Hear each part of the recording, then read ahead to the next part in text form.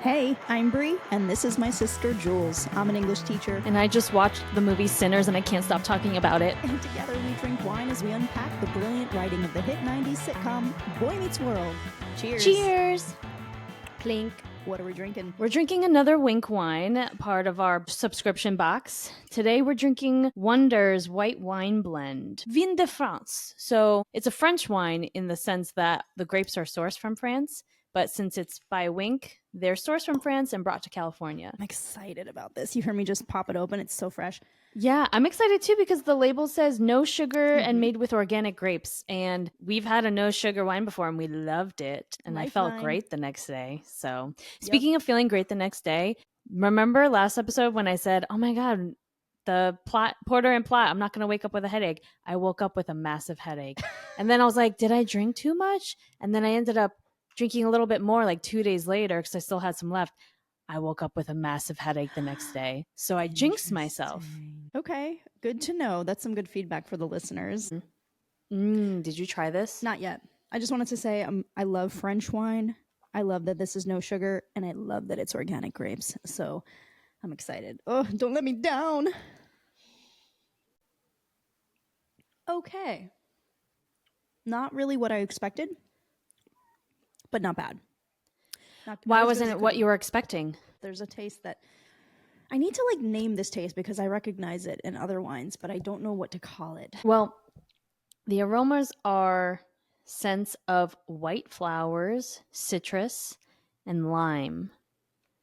The flavors are crisp citrus notes like lemon and grapefruit, complemented by tropical and white fruit flavors. Yeah. I think it's the lime, which I'm not into.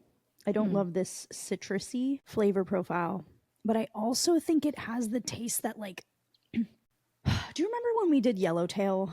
I think it was Yellowtail. And I talked about how I felt like sometimes with certain wines, there's like a coating that feels like my tongue is a Teflon pan and the wine is not quenching my tongue. Yes. Yeah, that's what this one is doing a little bit. And I think it's probably either microplastics or sulfites or something that is unnatural. So the fact that they're no sugar, organic grapes, I'm realizing now that I'm sus, because those two things might be true, but they might also be masking that there's a ton of sulfites or something, because it doesn't actually taste clean to me. I like the lime citrusy white wines. To me, it's kind of like a white sangria. Very, very summery. Okay. Yeah. Cool. I'm gonna drink all of it as I usually do. Yep. I'm gonna talk about how mid it is while I take 14 sips. I mean, it's certainly drinkable, right? Yeah. To you, it's drinkable. To me, it's actually enjoyable. Okay. I can't wait till we find a wine that I'm into that you're not into. Yeah. I'm gonna be you're wrong. You're wrong. You're very kind to let me believe I'm right. You have an undeveloped palate. Wonders is the name of this wine, Vin de France, if you missed that. Let's get into the episode. So we watched season 2, episode 4. Title, Me and Mr. Joad. Synopsis, Cory is inspired by a book, The Grapes of Wrath by John Steinbeck, to fight for his rights as a student. Air date, October 14th, 1994. Written by Jeff Manel. Directed by David Trainer. Viewers, 18.6 million. What were your first impressions? We're getting back into the groove of season 1 that I loved, of a very clear literary work that's the main reference of the episode. Yeah. And I feel like everybody's kind of dialed in, and I laughed a lot in this episode. I did too. Yeah, everyone was on point. I thought the writing was great. I thought people were snappy and humorous and delivering their lines well. There was only one line that Cory delivered that I was oh man, you kind of missed that one, Vin Savage. But every other person, especially Amy, everyone was just on point, very locked into their character. Yeah. Yeah, there were so many references that I asked Jules to actually push back our meeting time for this because I was still researching all of the references in this episode. So Yeah, I'm excited to get into it. I did a little research myself because newsflash, I didn't read the book. All right, so we start off in the kitchen, and Amy comes over to Cory, who's sitting at the kitchen table reading The Grapes of Wrath, which is a tome of a novel. And she says, that's The Grapes of Wrath. And Cory says, yes, it is. And Amy says, that's a real book. And Cory says, it's a 2-pounder. And Amy says, and it looks like you're very near the end. And Cory says, page 582. Amy says, I am impressed. I'm impressed to the point of, who are you? And Cory turns the page backwards and says, and now I'm on 581. And Amy goes, you're reading backwards? And Cory goes, yeah, see, this way I already know what's going to happen, which makes everything that happens before it make sense. What do you think? Did you ever try that or do that? I think I've tried that before. Doesn't work. No. I remember watching this episode, and cartoons did this to me a bunch. I was kind of a gullible kid in that way, where I would see a cartoon and be like, oh, let me try that. Maybe it'll work, Yeah. Or one of that superpower where I can just flip through a book really quick in 2 seconds and absorb all the information. Totally. I wished I could montage my way through something hard. I was like, oh, I'll just enter a montage and then I'll clean. My room will be clean. Yes. With some music in the background. Yeah. So yeah, Cory, I totally remember watching this episode and being like, oh, that's a good idea. Let me try that. And then just being like, nope, this makes no sense. I actually really liked the next joke, but this is the one that Cory, I think, didn't deliver super well because the writing is great. So Amy goes, pretty good. Not as good as your idea of taking all 30 showers on the first of the month. And Cory goes, yeah, I was too clean in February. Which takes a minute, but you're because there's 28 days in February. So if he took 30 showers on the first day and it was a real method that worked, then he would have taken too many showers for the month of February. So it would have been too clean in February. Oh, thank you for explaining that to me because I did not get it. I thought it was a hilarious joke. So Eric sprints down the stairs, full energy. I don't think we've even seen this from him in the entire series so far. And Amy, full energy, just stops him. She's barricading him. Her hands are on his body and he's trying to push through her. And she's going, no, I don't care what Aaron Desiree is sending you on. You are going to sit down and eat some breakfast. They're tackling each other, fighting. And then he backs up and he's like a boxer, coming at her. And he's like, you'd like that if she never got her shampoo. Wouldn't you, Mom? Wouldn't you? And they link arms at some point, almost do-si-do around in a circle. As they're doing that, Amy's going, what kind of control does this girl have over you? And Eric's like, the girl does not control me. I control her. Oof. And then his beeper beeps. And then everything kind of calms down because he immediately has to attend to the beeper. And Amy's like, ha! Because she feels like she won. And Eric sees the beeper and goes, she needs conditioner. And then he fakes Amy out and then gets out the door. And Amy's just sighs and she's like, I've lost my son. Good thing I have another son. And then Cory is reading the book and he just quotes the book and goes, whenever there's a fight so hungry people can eat, I'll be there. Whenever there's a cop beating up a guy, I'll be there. Boy, that came out of nowhere. So essentially, it's a bunch of migrant workers, right? Turner explains it. It's a bunch of migrant workers who are fighting the man, essentially, right? Because they're not getting livable wages and they're being mistreated. There's no justice in the system. And it's about, unions and workers' rights. And so the end of the book, it's not there's a happy ending, but there's this quote about how I'm always going to fight. We're just going to keep fighting. It's just about oppression, right? Oppression under a system that's not serving the lower class. This was a fascinating episode to watch right now. Yes. Because, I fully see that a lot of what's going on in our politics, and I can't get into it because it'll become the whole podcast, but a lot of the culture wars are a diversion for the class wars, right? If we can get people to focus on hating each other for being immigrants, being trans, being, you name it, black, whatever the case may be, the less they'll focus on the fact that the wealthy are exploiting the poor. The rich are getting richer and the poor are getting poorer. And this book is about class struggle. And I just think that, you know, it's a book that I was like, I don't think I could read like a 600-page novel with my freshman these days in this day and age of TikTok. But it would be a fascinating book to, at the very least, read excerpts of and talk about, you know. Mm-hmm. Absolutely. Incredibly interesting coincidence, because I watched the episode just before recording this. So earlier in the day, before I even watched today's episode, did not know what this was going to be about. I watched one of the episodes from John Oliver, and it was about migrant farm workers and the oppression that is happening today. And it's so akin to, you know, 50 plus years ago, and it's like, unless you're like in it, it's so hard, it's so easy to kind of overlook what's actually happening. But it's like essentially a new form of slavery, and that's just one example. I know there's lots of different examples there, but it kind of speaks to, like, because the ending of The Grapes of Wrath was like not necessarily positive, there's this idea of like, we keep on fighting, and you do, because it's still happening today. Right. Things are better than they were in 1932, but there's still a lot of work to do. Yeah. And if you're out there like, things are not better, things are worse, I recommend a book called Factfulness. It's a book about how things are better than we think that they are, and that we are kind of primed to always think that things are worse. But if you look at the data, kind of says the opposite.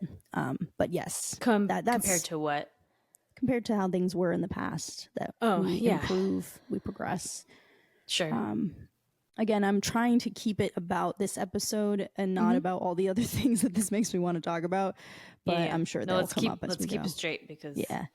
So we shift to the classroom, and Turner's doing his cool English teacher thing, sitting on the desk with his jeans. Gotta love it. Yeah. And his cowboy boots. And his tucked-in dress shirt with a cool, funky design, and his tie. And his earring. And his earring boy. I laughed earring at that boy. I am earring boy. So Turner's like, okay, we're talking about The Grapes of Wrath. Who can give us an overview of what we've read so far? Cory raises his hand. Turner. Muscle spasm, Matthews? Which is an excellent alliteration. Cory. No, sir. I'd like to take a shot. Turner. Okay, everybody give him room. Cory goes, all right. I think the conclusion of the book shows the Joad family has been pretty much destroyed by the greedy farm bosses. But the author's telling us they still have their dignity, and they're going to fight on. It's just like a pregnant pause, and Turner goes, what just happened? And Shawn goes, you're a disgrace to the entire back row.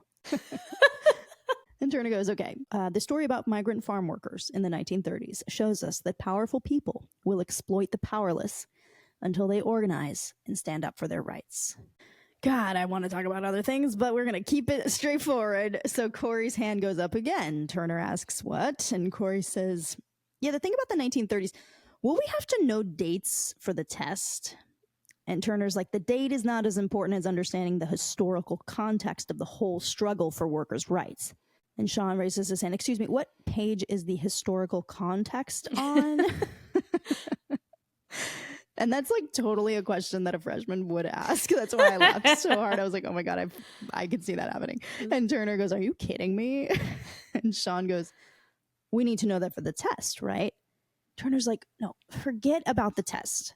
I want you to learn about this book to add to your personal knowledge, not just to pass a test. This was the moment that I actually paused, and I texted my coworker, and I told him to watch this episode. And I told him that we need to schedule a day to get together and talk about this episode, because this episode is one of the ones that when I was rewatching the whole series over a year ago, before we even started this podcast, I was like, oh, I want to start a podcast because I want to talk about this idea of Turner versus Feeney, old versus new. I'm coming out of being a new teacher, and I'm heading towards being an old teacher, but I'm not in either anymore. You're stuck between Turner and Feeney.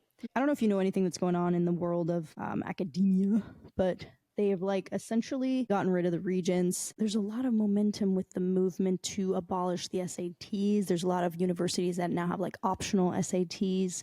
Like you can give your scores if you want to. Essentially, we're moving away from testing. And the AP is really radically considering how are we going to rethink our AP exams. So what a time to be a high schooler. Oh my God. Right. And so this episode was fascinating to me because I was like, because I'm very much in the middle of a lot of things, and I'm like, I'm not on Feeney's side in this episode, but I'm not on Feeney's side.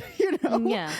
Part of me is like, yeah, you got kind of lucky with this time. Like, Shawn read the book, but I don't think Shawn's gonna read the book next time if there's no test. Yeah. I mean, it's this idea of a slippery slope in either direction. That's why balance is important. And what I thought about this episode as I was watching it was looking back onto how I learned or did not learn in my past. And the way that I saw it was like the idea of forcing students to take a test, like that's what you have to do. You learn or you read the material because you need to take a test to pass, to not get in trouble, to graduate, versus Turner's take is like, I actually want you guys to learn this. So like, I don't want the pressure of a test to like force you guys to do this. Like, I want you to naturally, organically want to understand this material. And for me, my experience, I air quote learned because I was terrified to fail. And so I thought that I had to like memorize to learn when that was not the case. So like, maybe I did well, maybe I didn't. But it wasn't until I actually wanted to learn the material did I actually like do very well and retain information and grew and learned from that. Right. And I think that's where Turner's coming from. And so I think there's a balance there, right? Like, you have to make sure that kids are retaining the information, but to suggest that like the pressure should always be on a test, like, I don't know about that. How do we strike a balance? A combination of really great classroom activities that are breadcrumbs leading students to deep internalized knowledge, then giving them a test and allowing them the chance to feel the excitement of accomplishment when they take the test, because they're like, oh, I know this. Yes. And I thought it was subtle, but I thought it was a great example when I think it was Cory that said, do we need to worry about what date this event happened on in the book? And he's like, I don't really care about the dates. It's about like the context. It's about the whole thing. That was like a big brain shift for me as I was like taking English class. I like was like, this is like a history book, or sorry, this is like a textbook. Like, I have to memorize all these facts, when no, the date's not important. It's what you get out of the book that's important. Yeah. Now, as I see things cycling back, I think it's important to understand dates so you can predict, okay, in 100 years, we're probably going to be dealing with this stuff again, right? Yes, like the pandemic. Exactly. It's always about 100 years away. Crazy. So hopefully I won't be alive in 100 years. If I am, I'll probably die from the next plague. Anyway, Cory's like, okay. Just one more question about the written thing you put a grade on that tells our parents that we're idiots. There won't be any essays, will there? And Turner's like, Matthews, as long as you read the book and open your yap during the class discussion, no test. Okay? Now, can we possibly return to what is important here? And the bell rings and the whole class just goes, no test. And they leave.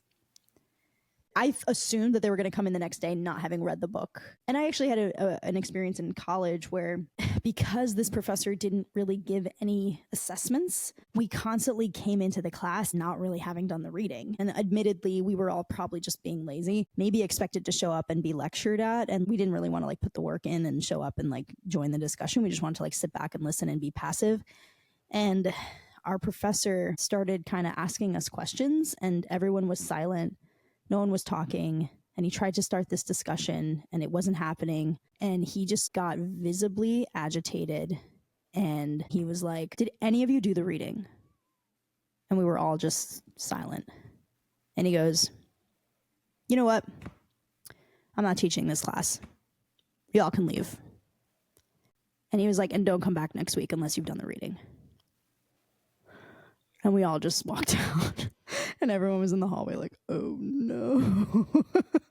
So we all certainly did the reading the week after that. And I think we all needed it, honestly. I kind of respected it. I never thought he was in the wrong. I never felt any kind of indignation. I just was like, yeah, no, I get it. Like, that was uncool of us. And the next week we had an amazing discussion. because we all really read, and he was able to ask us questions and we answered them. That's what this class is supposed to be, and it is much better when we do the reading. Like we had to learn that lesson. It's like, that's why we're here right now. Yeah. Right. It's simple as that. It's like, if you didn't do the reading, don't come to the class. Like, why are you here? Yeah. You're not going to get anything out of it. I'm not going to get anything out of it as a teacher. So get out or come prepared. Anyway, what I'm just coming around to saying here is sometimes the test, it seems on the surface like a shallow way to get kids to learn stuff. And yes, ideally they're having learning experiences that are infusing them with the information because they're feeling like the material is immediately applicable to something that they're trying to do, right? Like there's some goal they're trying to achieve. They're having these eureka moments where they're understanding the importance of, right? Like all that is beautiful and excellent and obviously an elite form of teaching. It's just not realistic to have 30 very different human beings all experience that in one lesson, you know, like, or in one activity that like brings them to that point. Like Cory and Shawn learn an incredible lesson by the end of this episode, but it's really just them that learn it. Like, what about everyone else in the class? Like, I was kind of like, well, they had to go take a test. You know, while school is absolutely about education and learning, there's an other element to it that is also, it is childcare. It is a place for you to send your kid throughout the day. And so teachers are dealing with babysitting 30 plus kids at once, and they have to keep them occupied and entertained and interested, and also not fighting with each other, and also healthy, and make them good people, and, you know, teach them how to live in a society and a community with others. And, you know, like there's so much happening. So yeah, giving them these moments where they have to like show what they know and take a test. I believe in it. I do. Like, and I think that, yeah, there are going to be the students that just memorize and spit out the information. That's going to get them so far. At some point, they're going to hit a point like you did where they're going to be like, this isn't working for me anymore. The material's too complex. The questions on the test are getting heady. Like, I don't know. I can't memorize this. Like, I need to actually know what I'm talking about now, right? And that is about good test writing. And I do believe there are bad tests and good tests. So at some point you shift. And I had that same thing happen to me, Jules. I remember when I realized that if I actually paid attention in class when the teacher was teaching, and I treated that like I was studying for the test, I did better on the test versus if I was like asleep and passive in class and then crammed right before the test. If I was proactive and I read a little bit along the way, and I really made sure that by the end I was like, yeah, I know everything already because I studied already because I paid attention to everything that was done and said. I didn't actually have to study for the test. Like, I would look over my notes a little bit, but I was ready.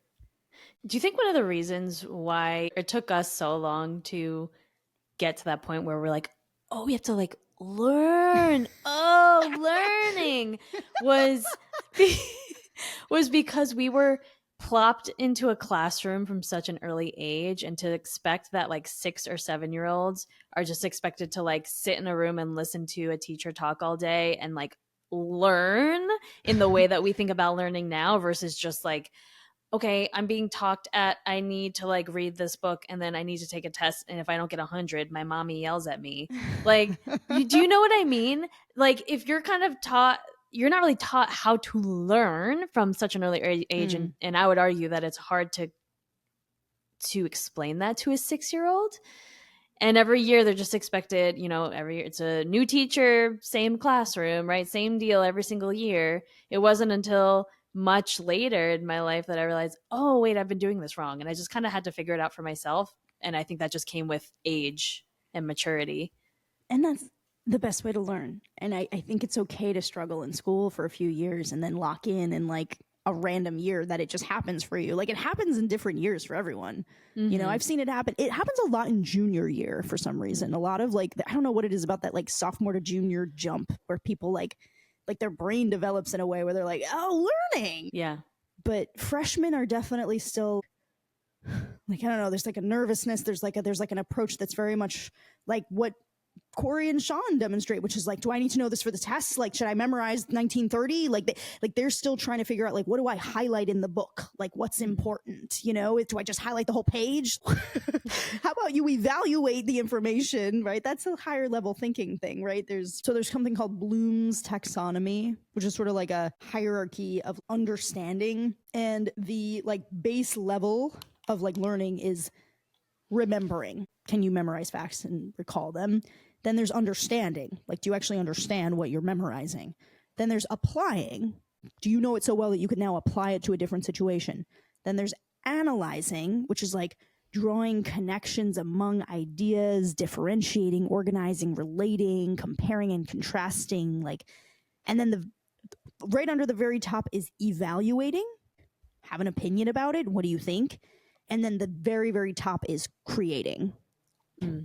You now could like build your own building because you understand how it all works. Yeah. How it all works. Yeah. And for me, that's why I believe in creative writing so much, because you can unpack a story and understand, oh, this is foreshadowing, and oh, this author like used this metaphor here and like blah, blah, blah. But can you write a story that uses foreshadowing? Can you use a metaphor in your story? Like, can you make it a conceit? Like, do you understand how story crafting works? Feeney Feeney and Turner come into the cafeteria together, and Feeney goes, my, your fourth period English class is looking unusually chipper today. And Turner says, it's International Day here in the cafeteria. Nothing lights up a face like a big bowl of hummus. I was like, also, why was Feeney's lunch a cup of tea? Oh my God, I didn't even notice that, but that so checks out. I cannot tell you how many times I've just had a cup of tea for lunch. He literally had a whole tray for it too. He had his tray, he put it down, it was just a cup of tea in the center of the tray. We will never see him vulnerable. Like, we will never see him need sustenance. You're right, eating is very vulnerable. So Feeney says, that could be, but I wonder if it had anything to do with your innovative no test policy. And Turner's like, it's just a policy. I just made the kids a deal that if they do the work and learn this book, that I don't think they need a test on the book. I don't think that's radical thinking. Do you? Feeney's like, oh, no, not at all. Just, in fact, why don't we take off our clothes and run willy-nilly through the woods? I love willy-nilly. And Turner's like, if my kids know their stuff, then why do I need a test to prove it? This is a big part of our school philosophy. And Feeney says, how do you determine that they know their stuff? This is always my argument, because you can't put that much power in the hands of a single human being teacher. Humans are fallible, right? And when you do that, when you have the teacher just decide, you know your stuff, no, you don't know your stuff, that is way too susceptible to being compromised by internal biases. A teacher you can't just please that one teacher's perception of what it means to know the material, right? And you might be a student who's just a quiet kid who prefers to write your ideas out and you need more time to process. And then there could be another student kind of like me that's like a very auditory oral processor who's like a fast speaker and can really express their complex ideas quickly in a classroom and loudly and with confidence. And so I'm going to come across like I know what I'm talking about and I'm going to get the A, and the kid who actually is way smarter than me and has a much more sophisticated, thought out response to the question and doesn't use like every 3 seconds and doesn't sound like a valley girl when they say it, they should get the A+, but I'm getting it because I'm louder and I'm just pleasing that teacher's way of assessing my knowledge. So you can't do that. And I can't tell you how many times I've seen that. Like, I've seen teachers like Turner be like, I know my kids and I know what they know, and they don't actually know their kids and they don't actually know what they know. I remember I was in 5th grade and I was on the basketball team. We were really exhausted. And so like the coach came over, he was like, sit down, like I want to have a chat, like trying to motivate us and whatever. And I remember I was like looking down, listening, and like, he was like, I need you to look up at me. Like, I need you to know that you're like listening. And I was just like, I was kind of out of it. And I looked up at him and as he was talking, and then I like stopped listening after that. It was like I could only really pay attention when I was looking down, and he thought that I wasn't listening because I was looking down, when in fact I was more engaged looking down than looking at your face, because now I'm distracted by your face. We have the same genes. I am the exact same way. It is hard for me to listen to someone when I'm looking at them because I'm looking at their face. And my brain is going, oh, look at their eyeballs and look at their nose and look at, like, I'm just thinking about the face. Yeah, it's almost like if I look at you while you're talking to me, like I have to pay attention to your face while I like match your cues, and I'll focus on the cues than like actually paying attention to what you're saying. Whereas if it's kind of like recalling something in your past, like you kind of look away as if you're trying to grab that memory from far away. It's the same thing. Like I need to kind of look away to like visualize what you're talking about versus like focusing on your face. Totally. So Turner's response is, if my kids know their stuff, then why do I need a test to prove it? And Feeney says, how do you determine if they know their stuff? And Turner says, because I know my kids. And Feeney says, I know my dog, but I haven't a clue what he's thinking. Without the test, your students will come into class tomorrow knowing absolutely nothing. And Turner says, well, call me optimistic, but I think you're wrong. And Feeney says, are you optimistic enough to try your theory? Feeney proposes, give the test tomorrow. And Turner's like, and what'll that prove? And Feeney says, it'll prove whether they really work when they believe they don't have to. I like this meeting of the new and the old. Mm-hmm.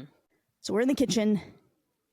Jason and Amy are talking about Eric being whipped by Desiree. I really don't like that Jason makes a comment to Amy. Yeah, you're shaking your head. Yuck. What did he say? He said, you're looking hot. Immediately leave. Do not enter this house again if you're going to speak to me like that.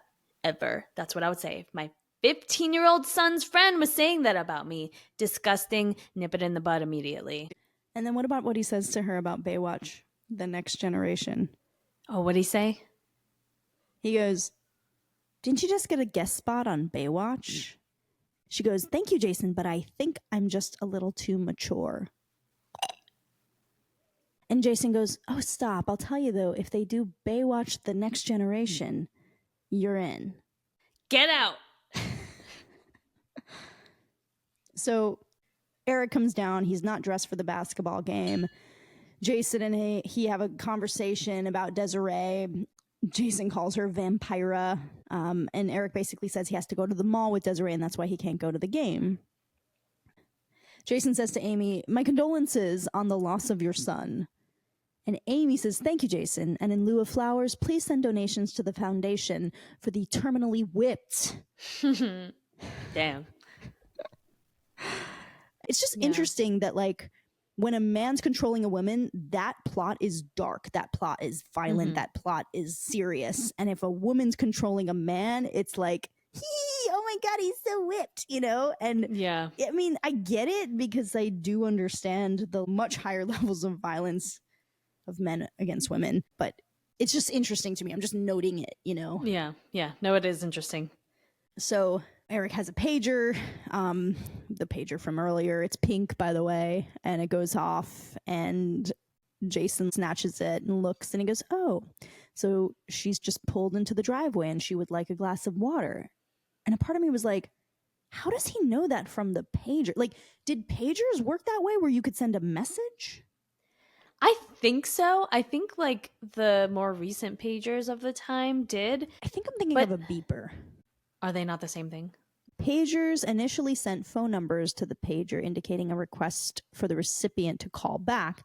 Later, alphanumeric pagers allowed for text messages, but even then they were primarily one-way devices. Okay. How did the message get sent though? That's a great question. If it's one way, you're right. How do you send it? Yeah. Is it T9? Was that invented yet? How did I'm gonna type that because I don't think like if you're using like a landline or like a cell phone, they didn't have like little screens on them. If you were typing in the letters on the numbers, how do you guarantee that you're typing out a message that is coherent?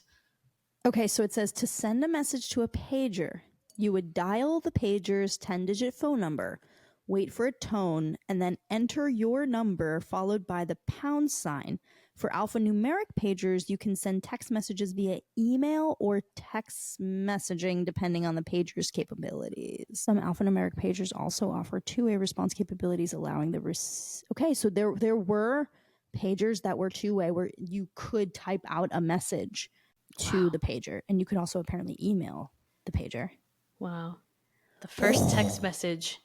First text message. Oh my God, that's so cool that that's on this show. So she's like in the drive. You know how long it probably took to send that message? So she like pulled into the driveway and probably spent like 5 minutes like, I'm here. Can you get me a glass of water? Like she could have just come in and asked for it. And that time just come in, yeah. Which she does. She does. So Amy freaks out and they get into that like physical altercation again where she's like, Eric, you go near that sink and I will not be responsible for what I do. And she sprays him in the crotch with the sink hose. Eric runs upstairs. So Desiree comes in and we get a moment between Desiree and Jason, which I love their dynamic because Jason hates her and it's so funny. She's like, oh, hello, Jason. I don't know how to do this accent. Over here doing a little yard work. I don't know what kind of southern accent I'm trying to do. Yard work. Yeah, she's like a Southern Belle kind of southern. Be a dear and run and fetch Eric for me. Love it. And Jason's like, geez, Desiree, they didn't tell you? Seems as though Eric was taking a bath and the pager went off. Wasn't pretty. They're zipping the bag up now. As a matter of fact, you should get out of here before the cops start asking questions. Like she killed him with her page. It's so funny.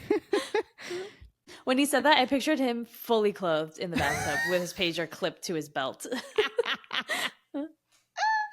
You're so right. Also, like, if that was true, like, in the time it took for her to get from her car to the door, the police have arrived and gotten him into a body bag and are zipping the bag up. Yeah. Like, there's so many ridiculous things about that statement. It's so funny. And then Eric comes down and Jason's like, you're alive. Desiree's like, may I ask why you're wearing a dish towel in your trousers? And Eric's like, see, my zipper was hit by lightning and my mom had to throw water on me to put the fire out. Jason's like, Eric, come on, like, play hoops with me. Like, I'm throwing you a lifeline here, boy. Like, please don't hang out with Desiree over me. Desiree goes, you play basketball? And Jason goes, yeah. And she goes, aren't you a little petite? And Jason is like, okay, that's it. You and me, North against South rematch. And Desiree's like, are you gonna let him talk to me like that? Jason says, are you gonna let her talk to me like that? And Eric says, yes. Oh, he says yes because Desiree like flashes her beautiful eyes at him and like scooches out from behind Jason and is like, remember how pretty I am. Oh my God, I'm totally forgetting her outfit in this scene. Oh. Did you notice how beautiful it was? Oh, with the sheer shirt and the skirt. Yeah, I loved it. I would wear it. Right? It was like a white velvet A-line skirt that had a high waist. Mm-hmm. And she had this white tank top and then a sheer white collared button-down shirt over it. That's such an outfit you would wear. With white stockings. I didn't quite catch her shoes, but they were definitely heels, maybe a little kitten heel. Mm-hmm. And she had like her beautiful hair that's like very big and curly. And her, she just was like, I was like, oh my God. I was like, no wonder why he's whipped. Yeah, I was like, oh my God, I get it. She's so beautiful. Oh my God. But that outfit was everything. It was like so Friends, you know, like I could see Rachel or Monica wearing that outfit, you know? Yep. Yeah. You're right. It's funny that we did like outfit of the day in season 1, but like overall, like the outfits in this show are not necessarily like trendy in the way that like the outfits in Friends are, where it's like Rachel has like an iconic outfit or hairstyle. In this show, it's not really the case. It's not the focus, but this character. Yeah. And her outfit at the end is very clueless, and I love it. Yes. So Desiree says, I'm afraid you have a little decision to make between your little elfin friend and myself. Jason goes, I am not elfin. I am a human being. Did you understand that reference? I didn't. So that's from The Elephant Man. Oh. So in The Elephant, it's like the saddest. I can't. It's like the saddest movie. He's like running through this subway station, this train station, and all these people are chasing him because he knocked down a little girl because these kids were taunting him. So he's like running away from these kids, and then he accidentally runs over a little girl, and then they all surround him, and he just yells, "I am not an elephant. I am not an animal. I am a human being." It's so sad. That's devastating. I don't ever want to watch that. I know. But instead of "I am not an elephant, I am a human being," he says, "I am not Elvin, I am a human being." So it was fun, if you got the reference. Now I get the reference. So we're in the classroom. We're still talking about the Grapes of Wrath. I love how like on display this book was. All right, class, the Grapes of Wrath. By the way, I can't believe we made it this far and we haven't done "We are the grapes of wrath. We never take a bath." That was my first reference to the Grapes of Wrath. Also, do you know like where that even comes from or like what? Okay. No. So but I know that song. I was singing it today. The Grapes of Wrath. It's a biblical reference, but it was a patriotic song. What is the name of the song? I can't remember the name of the song right now. The Battle Hymn of the Republic. The Battle Hymn of the Republic. And it's the song that's like, "Glory, glory, hallelujah. Mine eyes have seen the glory of the coming of the Lord. He is trampling out the vintage where the grapes of wrath are stored." So he's trampling out the vintage where the grapes of wrath are stored. Which I think is where we get like stamping out evil from. I love it because grapes. Oh my God! Theme. Another connection to the wine. Which we said we're going to try to do every episode, even if it's far-fetched. Woo! We did it! Yes. I like it because essentially the evil where the grapes of wrath are stored, it's actually about like abolition. Like it's, stamping out the evil of the pro-slavery South, which is interesting. There's so many like connections going on because essentially like we've got Desiree, who's this like Southern belle, right? And then we get this reference to like stamping out, the evil that the South was fighting for in the war, right? And she represents like this evil character, right? Like he literally like does like Jason, like he puts up like the cross symbol to her and treats her like she's a vampire. I didn't mention it last episode, but her full name was introduced last episode. Yeah. Her last name being Beaumont, and I literally almost said, her family definitely owned slaves. Yeah. So on that note, exactly. So there's that connection. But then there's also, later, we get a reference to Frank Costello, and Alan goes like to Turner, "You want to talk to Hoffa and Costello?" So Hoffa is a reference to Jimmy Hoffa, and both Hoffa and Frank Costello were just like crime bosses, basically. But Hoffa specifically was a union organizer. So he began union organizational work at the grassroots level as a teenager through his job with a grocery chain, which relates to Alan. Oh, interesting. Yeah, which paid substandard wages and offered poor working conditions with minimal job security. They were displeased with the situation and tried to organize a union to better their wages. Although Hoffa was young, his courage and approachability in that role impressed fellow workers, and he rose to a leadership position. And by 1932, after refusing to work for an abusive shift foreman, Hoffa left the grocery chain partly because of his union activities, and he was then invited to become an organizer with Local 299 of the Teamsters. That was like his union that he led in Detroit. And between 1933 and 1935, Hoffa organized by pulling up at the side of the road alongside sleeping truck drivers, waking them up and giving them his sales pitch. Can't wait to get to the union song that they sing, so we gotta keep moving. So Turner's talking about the Grapes of Wrath. He says, we see that the struggle to organize to get justice for the migrant farm workers was long and difficult. Heads were broken, people were killed, a lot of blood. Sean's like, sounds like bingo night at my trailer park. Turner's like, now the Joads, we also find ourselves in the middle of a little struggle. we don't want tests. We think we can learn material without them. Class is like, yeah, right. Turner's like, now the boss, or Mr. Feeney in this case, doesn't believe us. So what we gotta do is prove to the boss that we can learn this book without taking a test. This is like a big faux pas in the teaching world, by the way. Like, you never throw another teacher under the bus. You never say like, well, I wanted to let you guys have your cell phones, but Mr. Feeney said we have to take them away. Like, it's, you gotta talk about union organization. Like, teachers gotta be on each other's sides. Like, we can't, trust me, it's messy. Don't do it. If you're listening to this and you're a teacher and you're actually listening to my advice, don't do it. You will regret it. Because it will come back to that teacher, and that teacher will hate you forever, and you will need to be on the same side about something, and you won't be. And listen, things fall apart. Chinua Achebe, the center will not hold. I'm telling you, you got to stay together. It's you against the kids. Just kidding. Okay, so Turner's like, okay, he starts handing out papers. The class is like, what's going on? And they suddenly realize that he's basically giving them a test. He's like, don't worry, it's like a survey. And they're like, no, survey says this is a test. So Shawn's like, what? Like, Cory's like, you gave us your word. And Shawn's like, I even read the book.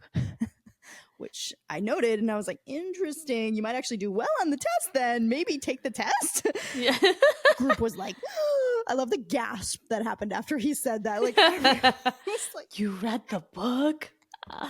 Shawn's like, yeah. My head still hurts. And I kind of wish Turner was like, why don't you just take the test though? If you know everything, just take it. Yeah. But we needed drama. So Turner's like, I couldn't change the system overnight, Matthews. Come on, work with me here. Which is real. You can't change systems overnight. Mm-hmm. Cory takes a risk, runs up to Turner, throws the test in his hand basically, and goes, I'm not taking this test.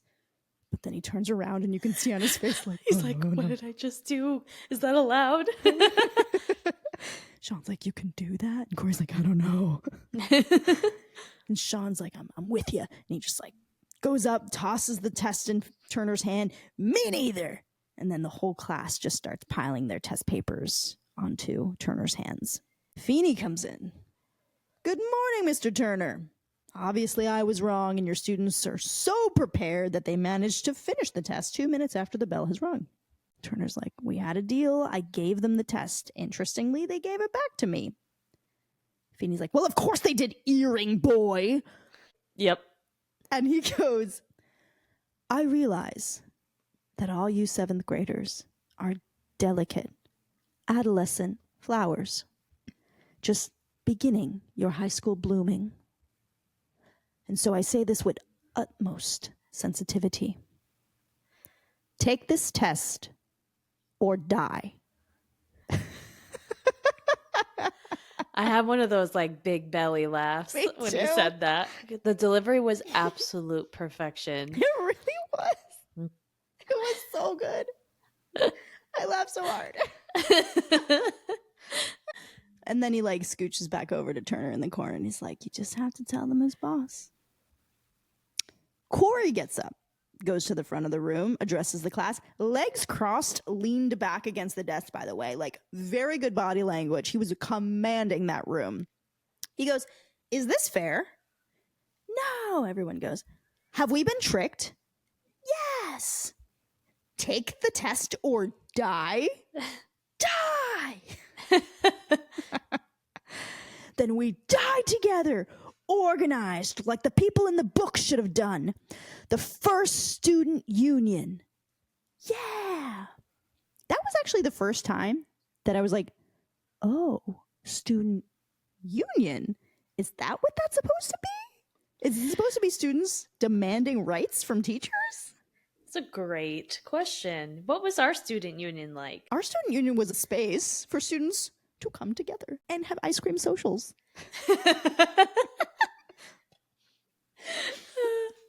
Yeah. We've really got I didn't think of it as organizing. So Cory starts the union song and everybody starts singing it with him, which only in a TV show, everyone knows the song and I love it. And they all like march in a line out the door following Cory. And he goes, look for the union label. When When you are buying a coat, dress, or blouse, remember somewhere our union sewing, our wages going to feed the kids and run the house. I'm stopping there because that's where the kids stopped on purpose. Because the next line is, we work hard, but who's complaining? Interesting. Exactly. That's amazing. I'm glad you recognize that. That's awesome. Thanks to the ILG, we're paying our way. So always look for the union label. It says we're able to make it in the USA. So I went on a deep dive with this, and I found that the song was sung in an international ladies' garment workers union ad. The ad is from 1978, and you just see a man on screen going, "There used to be more of us in the International Ladies Garment Workers Union, but a lot of our jobs have disappeared. A lot of the clothes people are buying for women and kids are imports. They're being made in foreign places. When the work's done here, we can support our families and pay our taxes and buy the things other Americans make. That's what it means when the label says union." And then you get everybody singing, "Look for the union label." Relevant. Yes. Incredibly so. So they all walk out. Turner's like, "Oh yeah, I can learn a lot from you, George." Feeney's like, "Shut up." When we get back from the commercial break, we're still in the classroom, and Feeney's sitting on the windowsill, wistfully looking through the blinds, and he just goes, "Ah, St. Elgius." Did you get the reference? Mm-mm. He was in this really famous show called St. Elsewhere. It was set in a fictional hospital called St. Elgius. It was like a decaying urban teaching hospital in Boston's South End.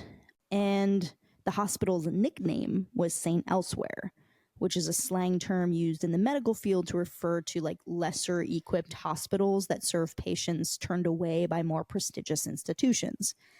Anyway, the show does meta so well. So Feeney kind of admits, like, all right, they've demonstrated the power of labor.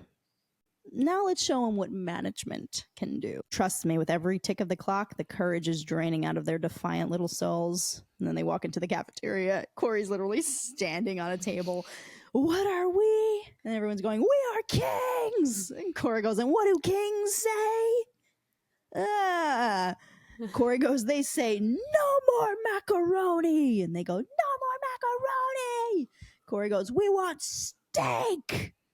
We want steak." Cory, "And what do we want with our steak?" Shawn goes, "Macaroni." Cory's like, no, we don't like macaroni. Shawn's like, "Oh." Cory goes, "And as a side dish to our steak, lobster." So Turner's like, "Yeah, you're right. They're quaking in their boots." Feeney grabs a megaphone. He goes, "So you want to play rough with George Feeney? Fine. Well, take off the gloves. The 7th grade dance is hereby canceled." Shawn's like, "You can't do that." Feeney's like, "I can do whatever I want. I have the megaphone. Here's a doozy. The entire football season." Shawn's like, "Oh no. Canceled." Shawn, "But that means..." "Yes, Mr. Hunter. No cheerleaders." Shawn, "No." Cory's like, "Shawn, it's a strike. We have to make sacrifices." Shawn's on his knees now. "But he's taking my girls." I didn't like the way he said that. "Why can't we just sacrifice you?" So as they're all like, in a procession back to the classroom, all the students with Feeney and Turner behind them, except Cory and Shawn, have now like escaped. Basically, they've left school at this point. Feeney's like, "All right, Mr. Turner, I return you to your students, sadder but wiser." Turner's like, "And what about Matthews and Hunter?" Feeney goes, "For those two, I'm going to go nuclear. I shall call their mommies."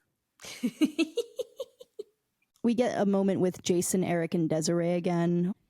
And Eric, we see him kind of like falling back into being, attracted to Desiree. Desiree, in this scene, really puts on display that she is just like manipulating Eric. And then that's when Jason does his with his vampire cross. And Eric's like, See, we've been dating all month long, and I've been your willing slave, and you've gotten everything you've wanted out of this relationship. What was I ever going to get? And then she grabs him and she kisses him, and we get this music out of like Mario Party. You've reached the pinnacle of success music. You got a star. You got a star. So Desiree finishes kissing him and just goes, goodbye forever. And then we're in the living room, and Cory and Shawn are on the couch, and they're watching the news, and Amy and Alan walk in. They're like, you walked out on school today? You started a strike? What were you possibly thinking? Turner knocks on the door, and I was like, that's so crazy that was a thing back then, that like teachers would come over. It's like watching a dog walk on its hind legs. Turner walks in with his like helmet under his arm. That's when we get the line that Alan says, you want to talk to Hoffa and Costello? And Turner's like, yeah, I don't usually make house calls, but this all started in my classroom, so I thought I might step in and mediate. So they head into the kitchen, and Cory's saying, Mr. Turner, all we did was read The Grapes of Wrath. And you know what we learned? You have to fight for your rights. That's why we went on strike, and that's why we're in trouble. I guess this is what happens when the little guys try to stand up to the bosses, huh? Turner's like, no. Let me straighten you out, Matthews. You threw a hissy fit, and you walked out. Cory's like, we went on strike. Turner's like, you did not, because you didn't have the one thing you need to go on a strike. You know what you didn't have? Shawn goes, mob connections. Which is what Jimmy Hoffa had, right? So like it's interesting. It's all everything's connected. Yeah. Turner's like, a job. You're just kids. You're in school. Your parents make you lunch. You're not a migrant worker picking grapes. You're just kids. You sleep on sheets with little dinosaurs. Cory's like, rocket ships. Turner's like, look, I messed up too. I should have taught you that you can only take action if you're prepared to take responsibility for those actions. Now, you can decide that you're still students and get back in school where you're sheltered and protected and abide by the rules that go with that. And Alan chimes in and goes, or you can go out into the real world and get an immediate test called Find a Job or Starve. Which was great that came from him, because he left at 12, didn't he? And he started his life at 12. So 12? He knows what it's like to have a hard life. I thought it was like 15, but yeah, it was maybe not 12, but it was like before graduating high school, he left and started his life as an adult when he was still a teenager. So Turner says, face it, guys, Feeney's not going to go away. I mean, he's going to be all over your case. You turn around, he's going to be there. And then he turns around and Feeney's gardening across the street because Turner's in the Matthews kitchen, if you missed that. Yeah. He's like, what are you doing here, Mr. Turner? Turner's like, I came to talk to the boys. Turns out they have something to say to you. Cory goes, look, Mr. Feeney, we got it all wrong because we read this book all the way to the beginning. And Feeney goes, really? And I don't suppose you learned anything from it. And Cory goes, well, we learned you're supposed to fight back against what you think is unfair. And Feeney says, and that's the parallel you drew from the Joad family? And Shawn goes, they were out in the real world and they knew they had something big to fight for. And Feeney says, and how do the Joads relate to you? And Cory says, I guess they don't. I mean, we're just kids. Shawn says, yeah, we're not really out in the real world yet. Cory says, they had nothing to eat, nowhere to live. And Shawn says, all they knew was that they deserved a decent wage. And Cory says, and all we know is nothing. And Shawn says, and wherever there's a guy who don't know nothing, I'll be there. So Shawn, having actually read the book, means that he's able to quote it as a master of the novel. Like he's able to recognize a social situation that he's in and reference the book and bring the book into the moment. That's mastery. Like that's when you've demonstrated that you know something. I understand this moment as a teacher. I actually would give a student a higher grade for having this level conversation with me about the book than them writing me a 10-page paper about the book, which is the assignment I've given them because I'm the worst, and they haven't actually read it. Like you could write a 10-page paper and work so much harder and put so many more hours into it and do worse than a 5-minute conversation with me where I'm like, oh yeah, you definitely read this book. Do you know what I mean? Yep. Yeah, I know what you mean. Okay. 10 pages? I'm the worst. When Shawn quotes the book, Feeney says, well said. And Shawn says, it's from the book. I actually read it. And Feeney says, I believe you did. And I'll take that into consideration. That'll be all. You can go. And they leave, and he says, well, Mr. Turner, I must admit, they sound as if they actually know the material. And Turner says, yeah, and we found that out without giving him a test. And Feeney says, oh, you don't call what they just went through a test?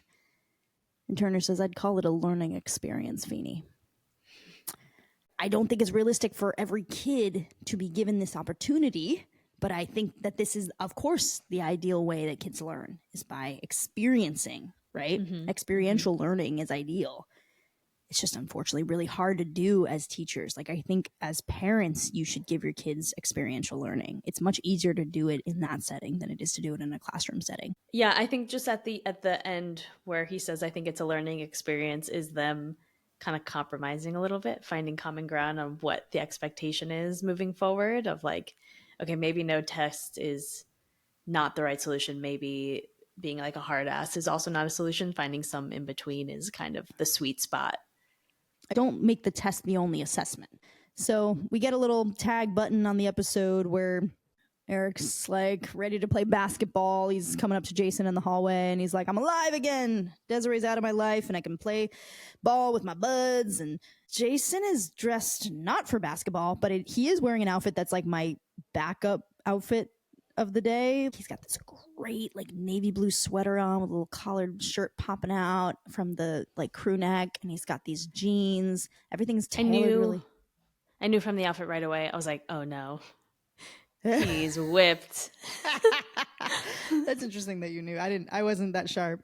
And he's like, I shouldn't play. I've been holding you guys back. I'm just too petite. And then his beeper beeps, and Eric's like, what's that? And Jason's like, that was my pacemaker. I'm having a heart attack right now. Desiree comes in with her clueless. She has like a plaid tailored suit. It's like red plaid too. It's like sharp tailored. I think it's shorts. I love it. It was gorgeous. Yeah. And Desiree was like, you didn't answer my page, my little raisinette. I laughed so hard.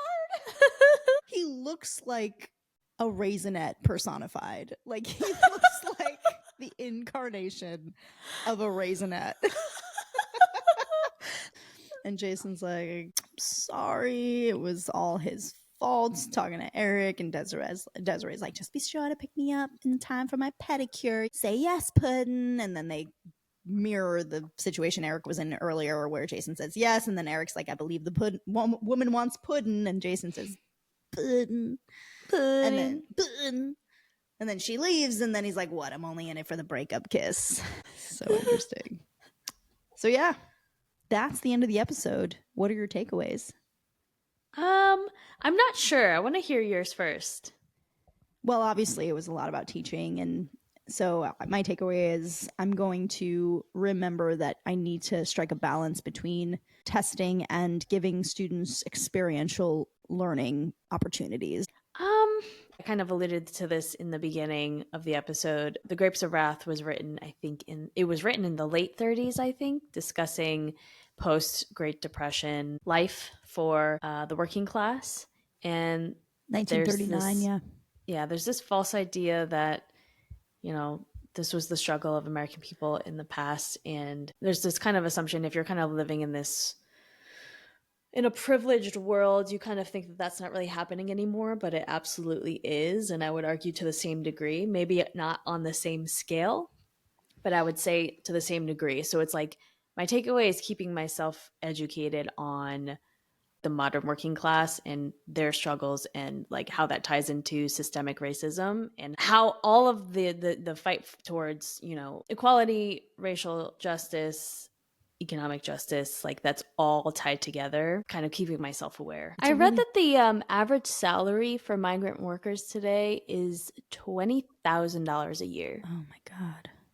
That is $1,600 a month before taxes. So after taxes, it's about $1,100 to work with for the month. That's crazy.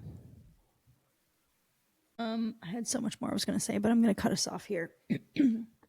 I will say that I didn't really say anything about this idea that like they're just kids and that they're being taken care of and that they don't really have a right to protest the system because they have a pretty cushy situation. Like taking a test is not oppression in the way that working your butt off for $20,000 a year and it being about your literal livelihood and your food and your water and your humanity is, you know. And I think a little more of that would go a long way with a lot of these middle and upper class students that feel some type of entitlement and you know are pushing back against the system. Yeah. That said, that's the end of our episode. Thanks for listening. Please rate and review us. We would love to have 5 stars, please. Follow us at Boy Meets Wine Podcast on Instagram. We're working on that TikTok. Actually, no, the TikTok exists, guys. The name of the wine we had today was Wonders Vin de France. White wine. It's a white wine blend. White wine blend. The theme song credit goes to Julia Rosa. And next week's episode is Season 2, Episode 5, The Uninvited. Cory tries to fit in with the popular crowd. Thanks for listening. Cheers. Cheers.